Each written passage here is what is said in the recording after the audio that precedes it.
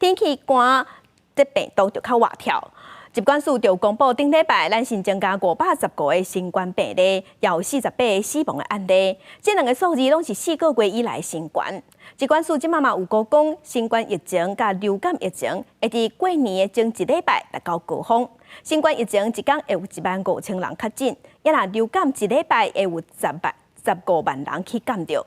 医生嘛提醒讲，进前新冠预防针保护力已经无够啊，所以建议民众爱去做新版的 XBB 预防针。也若 Novavax 的 XBB.1.5 预防针，昨昏嘛开放注射，即开放就随风注文了了。Novavax 新冠 XBB.1.5 疫苗初9开始注射，有要注疫苗12个以上的民众，加一款选择，大便100名也早起就登记了了。之前呢，人家介绍说吃蛋白的反作用或副作用会比较轻呐，所以就来打了。之前的打的疫苗就是高端嘛。次蛋白疫苗，所以说我觉得这样子的技术比较成熟，我打起来自己觉得风险会比较小。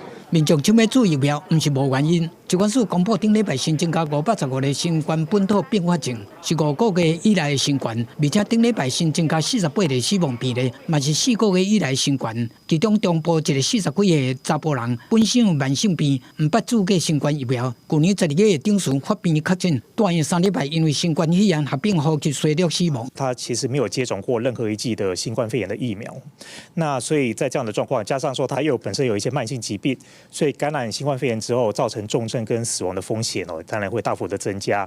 那是新冠流感疫情嘛在滚价，疾管署讲寒流小煞来，加上疫情解封了的免疫库制，刷落来3礼拜，新冠和流感疫情拢会继续升悬。估计距离过年进程，就是1月28到2月初3迄礼拜。新冠和流感疫情会冲上悬。新冠的这个单日的平均就诊人次可能会上看这个1.2到1.5万哈。那另外在流感的部分，可能在单周的这个类流感就诊人次呢，会到15万人次。